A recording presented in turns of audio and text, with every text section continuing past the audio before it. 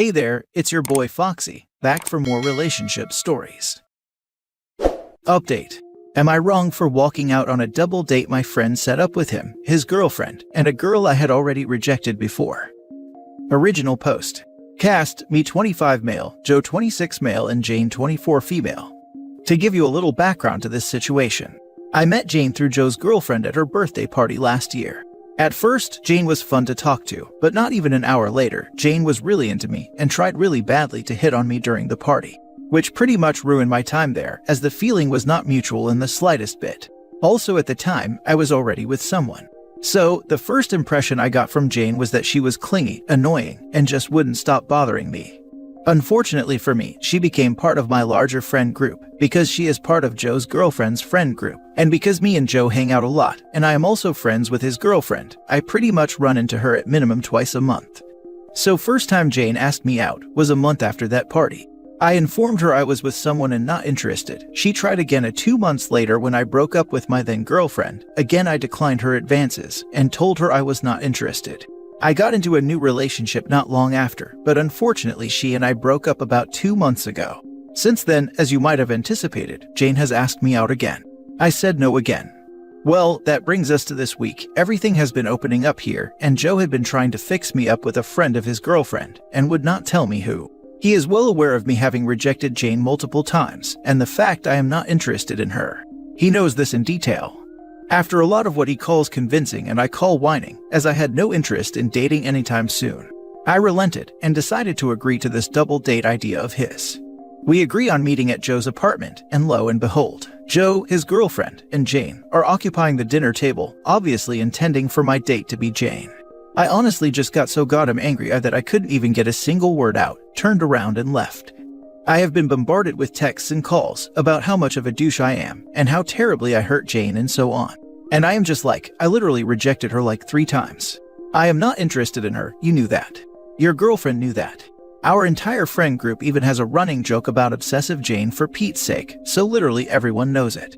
So, am I the idiot? Now for the top comments before reading the update.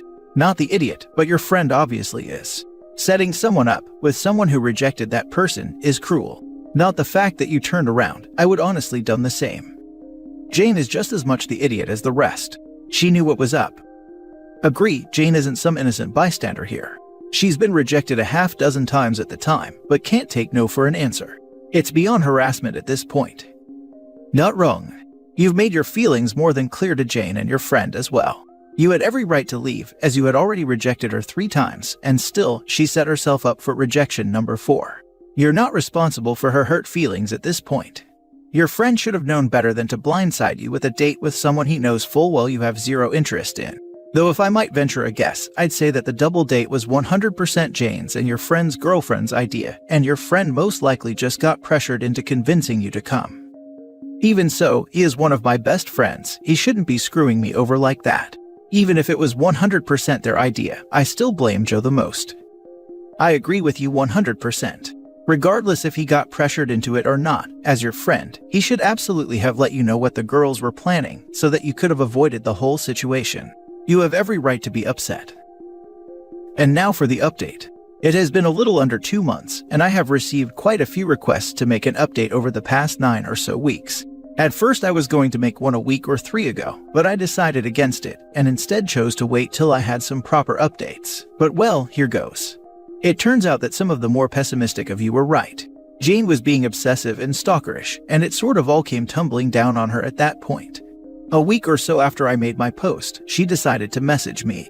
Well, it came down to her not understanding why I was showing interest in her, and then refused to date her. I never showed interest in her beyond basic friendliness. A wall of text dedicated to thrashing my previous relationships and calling them all sorts of names. Specifically pointing out how I dated the wrong girls, and a weird rant about how everyone agreed that me and her were meant to be, which just isn't the case. Like I said in my previous post, there is a running joke in our friend group about how weird she is. Now, you might think this is something that can be expected, something that just happens, an outlet for her of sorts. Except she sent it from the wrong account. See, I had become internet friends with a person in the past month or 2. Me and her would game together, chat from time to time. You know, the usual organic internet friend situation. And the messages concerning our date were sent from this account. Turns out she had literally used this alias to infiltrate my internet friend group and keep tabs on me of sorts. Obviously, this freaked me the F out. I took screenshots of what she had sent me, and afterwards blocked all accounts that I knew now she was using. I followed that up by sharing everything in our friend Discord and in our friend WhatsApp group, so everyone could see, which resulted in her being kicked from both. I later got a call from Joe full-on apologetic, telling me he had no idea and he knew he shouldn't have done it, but that his girlfriend was being pressured by Jane.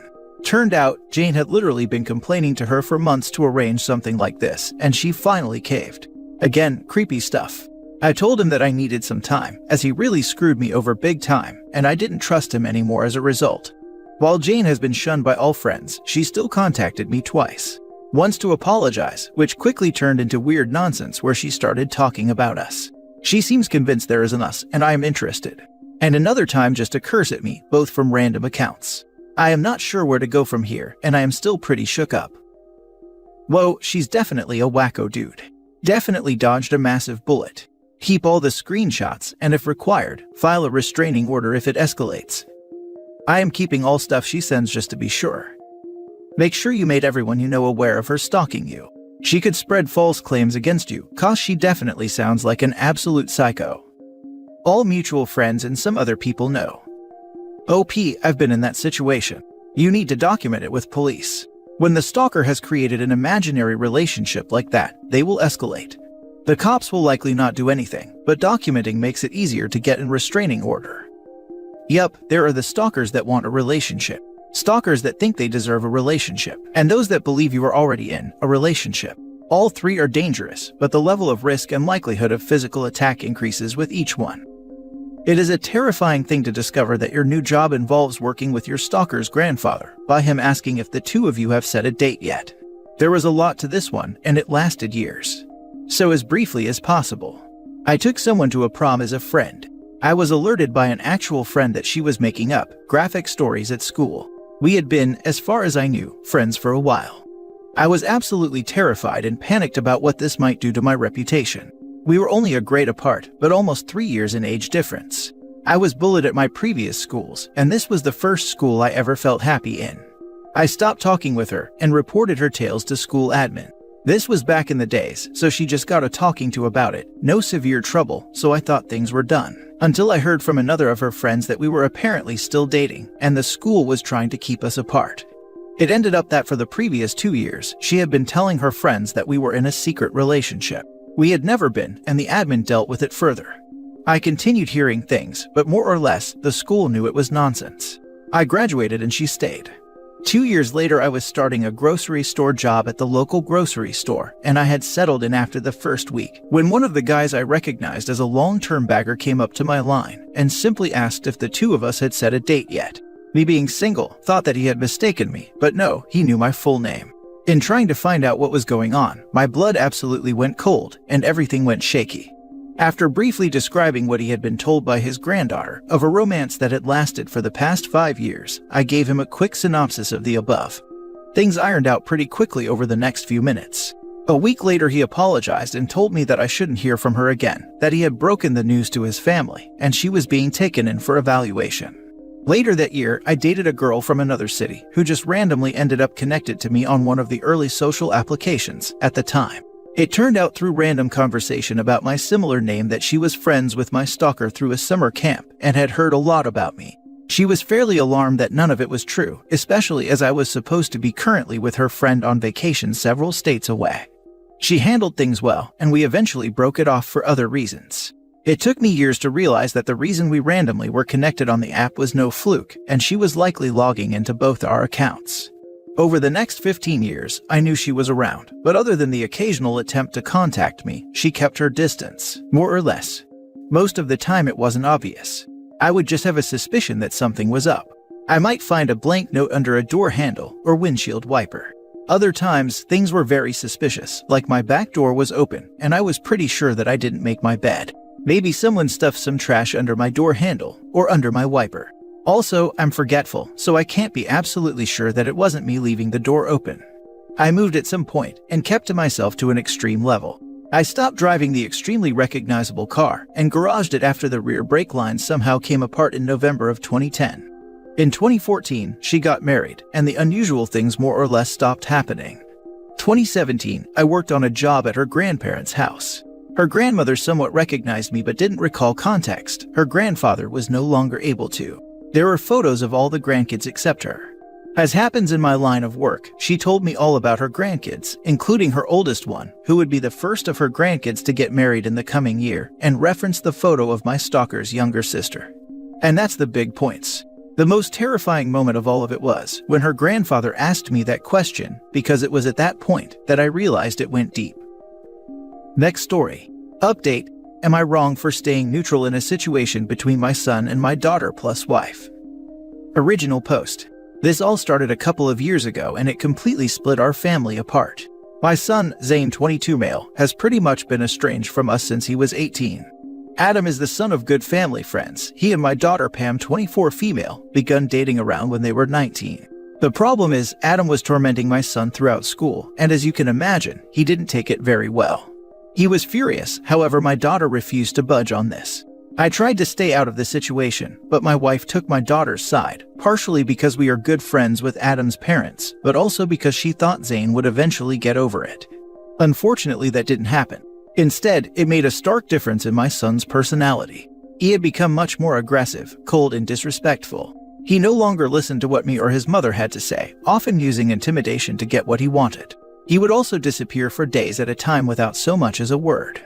This would more or less carry on until he left for university, after which he probably spent no more than 2 weeks in total back at home, opting to stay with friends or whatever girl he was seeing at the time.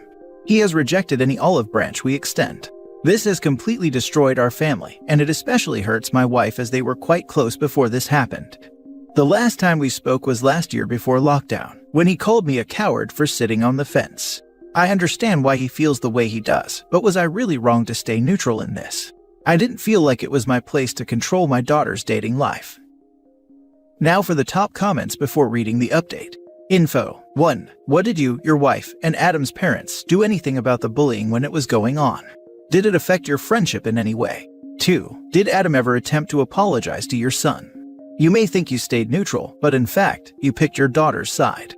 Unless I'm wrong, I get the impression that no one has been an advocate for your son throughout his life. 1. We didn't know about how bad it was till it was too late. Adam's parents do not like my son for separate reasons that did strain our friendship to an extent. 2. He did try to apologize after a couple of months of them being together, but that situation didn't end well. I don't know how much I'm allowed to say due to the violence rule, but I'll leave it at Adam became afraid of my son. You're the idiot. Why did you two not help your son while he was being harassed? Why be friends with the Adams parents? You aren't neutral. You took the Adams side. Yeah, I'm baffled that OP thinks he's helping anyone by staying neutral. The entire family failed the son, and now they're seeing the consequences. If I had them as parents, I too would have disowned them a long time ago. Yep, you are the idiot. So are your daughter and your wife. Especially your daughter. I would never have dated someone who'd do that to my sibling. That is a betrayal of a huge magnitude, and the fact that your wife supported her horrible actions, and you stayed out of it, was also a betrayal to him. Your wife made it clear to her son that he is less valuable to her than his sister, so she has no right to feel hurt. You refusing to take part was tantamount to taking her side. You as a family excluded your son and left him with no support. Your son had every right to feel the way he did about this situation. He rejects your olive branches because they mean nothing. And now for the update. I did not plan on making an update. It was quite clear that we were in the wrong, and we accept that.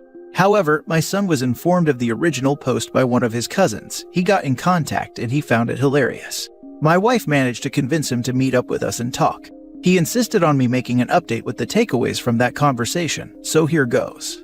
Regarding the post, his exact words were, "Big up to the people who showed love, and all the people who called me petty can go F themselves." He said this with the biggest smile on his face. He also found it hilarious how despite me trying my best to make him look bad, most of the replies were still ripping into me. I'm sure a lot of people are interested in how he's doing now. I'm happy to say he has outgrown his abrasiveness and has become a very confident and intelligent young man. He's very secretive about what he's doing now, but one thing he is open and proud about is the charity he runs. He happily went into detail about how he works with disadvantaged children and helps get them opportunities, particularly in sports. In regards to his sister and Adam, he seemed completely indifferent to them. He said he wasn't particularly interested in talking about two losers who no one really likes. It was a long conversation, we talked about a lot, but it seemed to end with my son letting us know that while there might be the slightest bit of contact between us, me and my wife will always be on the outside looking in on his life. While this isn't what me and my wife hoped for, we are looking at it as a chance to eventually build our relationship back up. This was the main takeaway from everything that has happened. Is it just me, or does it seem like OP still doesn't get it? Kid doesn't want much of anything to do with them, and that probably won't change. That's what happens when you alienate your child. Right, son said they'd always be on the outside looking in, and dad says there's still hope for a relationship. What? Like OP is still waiting for the son to just get over it, so they can pick up where they left off. Nowhere does OP say that he apologized to his son in the update, or took any steps to make amends. Maybe that was in the long conversation they had, but does seem odd to leave out. Edit, the OP did claim to have apologized before in the comments of the original post, but I think my point still stands about the update, an opportunity to finally show he gets it. OP and his wife are definitely the idiots. I read some of his back and forth. Apparently, Adam's parents don't like Zayn because, get this, Adam's little brother tried to harass Zayn too, but Zayn was having none of it and turned the tables. But somehow both sets of parents ignored the fact that Adam and his brother were tormenting Zayn. OP is a performative parent. There's no real love there for his child. I'm glad the son got away from them and living his own life. He did try to apologize after a couple of months of them being together, but that situation didn't end well. I don't know how much I'm allowed to say due to the violence rule, but I'll leave it at Adam became afraid of my son. You love to see it. This brutally funny reply, hey there, it's your boy Foxy, back for more relationship stories. Update. I, 37 male, have a biological child who I've never seen. 17 female, wanting to make contact, which I don't want but my family does. What should I do here? Original post. When I was 19, I was violated by an older colleague, 34 female, after a works night out, and she got pregnant. It didn't go anywhere legally, as it was my word against hers, and she had the kid. Sadly, as there's no proof that it wasn't consensual, I had to pay child maintenance until the child was 16. Obviously, as it was a product of what happened to me, I wanted nothing to do with it. Told her to raise her baby herself. The woman died, not sorry about it, a couple of years back, and I've not heard anything about the kid since, so I had no idea what was going on other than my maintenance stopping, which was a relief because I finally felt like a millstone had been lifted from around my neck. Because of what happened, I never have been in relationships because of the issues it's caused me, and I haven't got any kids or anything like that, so I feel like I can start living a bit. But I was brought down to earth a bit last month when my mom said the kid got in touch with her on social media and asked about me and my family and told them she was living with her grandparents herself after her mom died until they both died themselves, so she's not got anyone now. Now my mom is one of these people with a massive soft spot for kids and young people, so feels sorry for her. I told her I don't feel comfortable with her being in touch with us and I want nothing to do with her, so keep her away from me. She seemed upset, but I thought she accepted it. I will say throughout it all since then, my parents have been an absolute rock. They were some of the only people to support me, and I couldn't have done it without them. So I was talking to my mom at the weekend, and she admitted to me that she's not only kept in touch with the kid, but she had met them the week before, and they didn't tell me. Basically, they feel really bad for her because of the life she's had, and are starting to enjoy her being in their life. Not only that, she's been asking about me and what happened, and wants to meet me to talk and ask me questions. Obviously, I'm upset about it. I not only had to go for going against my wishes, but for betraying my trust like that. She said it's hard for her and my dad because of the way I've been. Never had any kids or anything. They have always been sad that they'll never have a grandchild, and this may be their only chance. She also told me she thinks I'm being out of order taking it out on an innocent child who didn't ask for this, and could at least meet her to talk. I've said no and not spoken since, which is hard, because I normally ring my folks twice a day, and my mom keeps on trying to ring me. I don't know what to do. Reddit.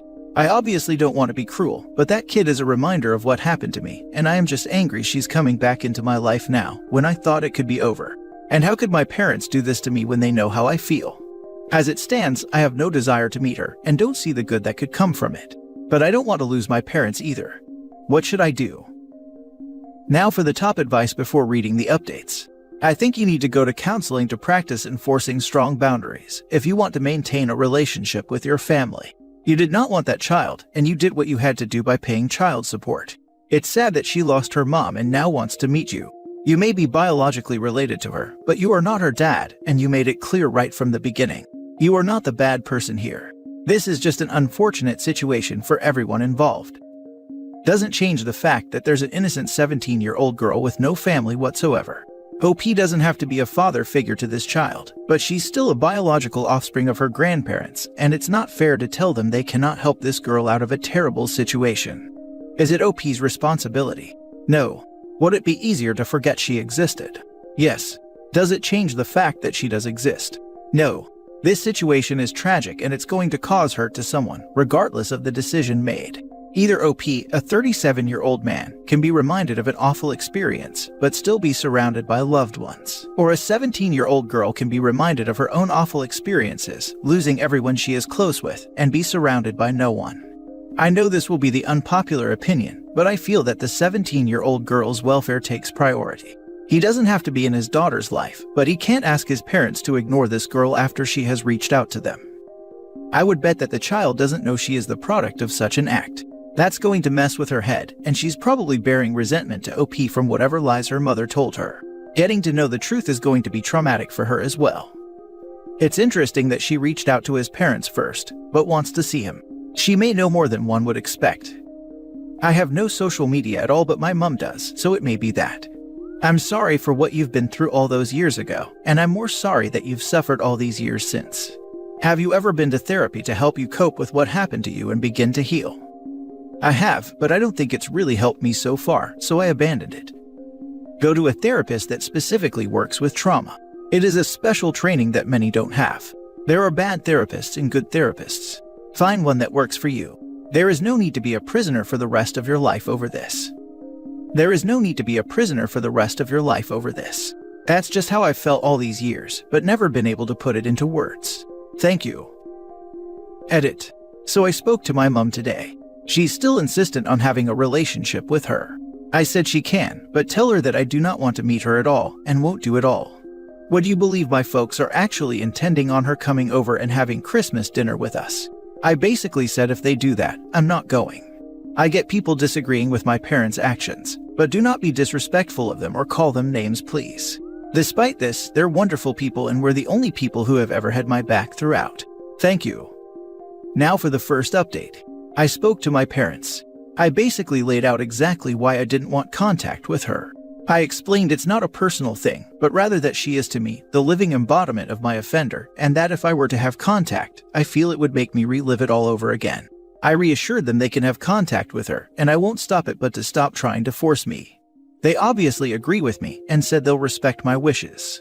With regards to Christmas, as it stands, she'll go for Christmas Day and I won't, and I'll go for Boxing Day. My parents are upset because it means I'll be completely on my own Christmas Day. I also wrote her a letter and gave it to them. I wasn't mean or anything to her, but I explained exactly why I didn't want contact and how being in touch with her would make me feel. And that until I get better, I didn't want contact and asked her to respect that. My folks gave it to her and she read it while she was at their house. My mom told me she broke down crying and was really upset. She obviously had no idea what happened. She asked them if they'd let her have some paper and write me a letter back, and she did, and they gave it to me. Initially, I went mad that they did give it to me, because I felt like they didn't respect what I'd said, but they begged me to read it, so I did. And God, I'm now confused. The letter was sweet for want of a better word. She admitted in it that she had no idea and apologized to me, and that hurt that she felt like she had to apologize. She also said she'd respect my wishes but gave her contact details, and said if I ever wanted to speak to her, she'd be there for me. She also slipped a little passport photo of her in it, which is the first time I've ever seen her and what she looks like. It's weird, because before this, she was just a thing. I could ignore her. But reading that, she became real. She has a little girl's handwriting. I felt like I could feel her pain in the letter. And seeing her photo, she's a kid. Doesn't look like me, but really looks like my dad, but with her mom's hair and eye color. But she does look sad in it. I didn't say anything to my parents about it. But I'm now really freaking confused. I know I shouldn't have contact with her, and still don't want it for all the reasons I've said before. It's not good for me, and also I don't think for her. But I realize I don't hate her nor am I angry at her at all. I don't want her to feel guilty about her horrible mother. And now I see she's a person. God, it's messed up. I don't know what's going to happen. I am so glad you updated, and oh my God, the idea of finding out your mother was an offender for the holidays. What a thing. But you had to tell her, good on you. I know. It has to be a horrible thing to find out, but I figure that if anything comes out of this, she'll at least know I don't want contact with her, not out of anything she's done. Exactly. It's not a happy thing to find out, but either she's lied to for the rest of her life, or she'd sit there and wonder forever. At a certain point, it's better to just rip off the bandage. Talk with a therapist about whether to get in contact. It may be that forming a relationship with your daughter can be a part of the healing process, but it would take professional opinion to determine that. I definitely am trying to sort some sort of therapy or counseling. I know at this stage it would be a nightmare to have contact the way I am though. Once you get established in therapy work to meet her during a session, before trying to meet on your own at a house or the park. Without a doubt, it'll be the safest way for both of you. So many complicated emotions at play here. I'm an adopted adult, and I've adopted 2 children. Adoption is always complicated. I don't think I should think about that at this stage. I feel trying to get myself sorted should be the top priority. Edit. So, I just sent my mom a message asking her to say to her that I read her letter, and that I don't want her to feel that she has to apologize, because she's done nothing wrong. She's replied back saying she will. I think she deserves to know that at least. Now for the second update. So basically, I've decided to go to my parents' house at Christmas when she's going to be there and meet her. I honestly just decided it today. I've been talking to my mom about it all weekend and the past few days, and the more we talk openly, it has made everything seem a bit more clear. I have worked out that despite the history attached and no matter our biology, she's just a little girl. So today, I was talking to my mom on my lunch break, and we were discussing Christmas and how we'd do it logistically, as at this point, I was only going Boxing Day. When my mom mentioned Christmas dinner and playing me one up to warm up and eat at home, I just realized, what's the point of avoiding everyone? And sitting at home getting angry and playing on my PC with only my fish for company. So I went something like, yeah, let's go with it. Get enough for me and I'm coming Christmas Day too. She thought I was joking. And when she realized I wasn't, I could tell in the tone of voice that she was thrilled. She asked me if I realized the kid's still going, and I said I do. She asked me how I feel. I said honestly, I don't want to think about all that. I just want to go Christmas Day and spend it with my family. And if a young girl's there, I'll just be polite and respectful and treat her how I would any lonely young woman on Christmas Day. I asked her to let her know and text her and see if she's also okay with that. She did, and in the short space of time on my call, she got back to my mom really happy, saying, of course it is, and can't believe it. So that's it, I'm going. My mom texted me earlier saying mom is so happy I'm coming and doesn't have to worry about me being on my own anymore. I sat there this afternoon feeling a bit relieved. And I'm also absolutely bloody terrified, but not in a bad way. More of a facing something uncertain way. Am I nuts? A week ago I posted and was acting like I would rather cut contact with everyone. Now I don't really know what I feel. I'm thinking of writing her another letter too. Nothing serious, just a bit about me to introduce myself and maybe ask her for one back. Would that be a nice thing to do? Is that too much? I mean, obviously I might panic and cancel last minute knowing how flaky I can be, but I hope not. Now for more advice before the last updates. Life is short. This isn't guaranteed to play out like a Lifetime movie, but it's not guaranteed to end up in disaster either. I think opening yourself up to new experiences is a brave choice, and I think she'll be excited to just meet you and talk to you. Do take it slow and give yourself an exit strategy if it gets to be too much. Take a break by going into another room, or maybe a short walk around the block. Try to go into there without expectations, and I think it's also important for her to do the same. Best of luck with everything. Definitely. I mean, I'm just rationalizing it to myself that I'm going to my folks, and we have a guest there, and only expect we'll have a nice day and good food. That's a good idea about a break though. I'm sure they'll let me walk the dog for them if I need to get out for 5. Did she give you her email address? You should write her directly instead of sending your parents between. No, although I did consider that, but I might yet. My thoughts are that this way, if it doesn't work out and we don't keep contact, I don't have the risk of someone having my email address that I don't want to be in contact with. At least this way, I can make that decision at a pace I'm comfortable with. You can make an email just for communicating with her, silly. From your posts, I think you're kind of settling with the idea now that the shock's worn off. I think the picture really hit you too. I'm glad you are going Christmas, as no one should be alone. And I think it'll be good for you to meet her, as by the way you've written, I think you want to, but we're hesitant that you'd resent. But as time goes on, you are warming up and thinking of her in a more positive light. The letter sounds a good idea. Maybe you could include some of your quirks and favorite things, and about your fish. I think so. It was like at the beginning it was the shock and it wasn't a real situation to me. Then I got the letter and it made her real, a human. I'm not going to say I might not have a negative thought in future, but at least this way there's plenty of time in case that happens. Definitely a nice idea about the fish too, by the way. Edit. Thanks to the great suggestion of a certain commenter, I've set up a new email address solely for the purpose of her and I to communicate, so it saves us both having to write letters and wait. My mum's got her email for me, so I'm in the process of drafting an email. Freaking hell, I've spent hours in the past week communicating with strangers all over the world on Reddit, but do you think I know what to say in an email to a teenage girl living not too far away from me? I'm absolutely blank. Now for the last update. Those of you who check out post history are welcome to check my post history out. But me and my daughter have been corresponding through email this last few days a lot. It feels like hundreds of emails and getting to know each other. Even though it's been weird, I have really enjoyed it. She's a lovely kid, and I genuinely like her. So this afternoon we were chatting, and I signed off my email "Love Dad" without thinking. And she messaged me back, "Dad, do you mean it?" And I was like, I suppose I do. I haven't heard from her since because she's working today, but I keep on thinking about it. In fact, she texted me a couple of minutes ago with a smiling emoji and a love heart. I responded the same. I was so scared to embrace her.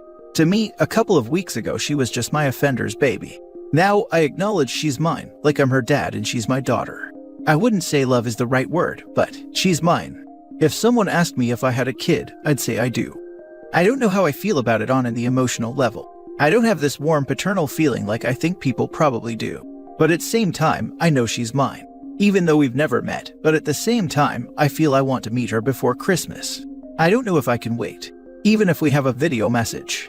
I'm going to video call her tomorrow. Man, I'm really nervous. I don't think a lot of people have been in my situation ever. But is this natural? Am I doing it right? Should I do anything different? What does a dad actually do? I feel like crying, yet smiling at the same time. This is tough, man.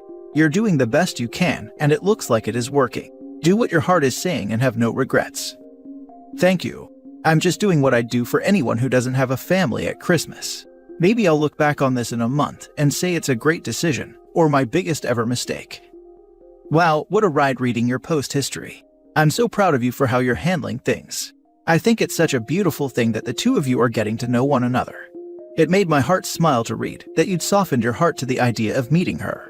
I respect how you felt before, but I'm so happy the two of you are getting to know each other. I hope that this becomes a happy ending for you both.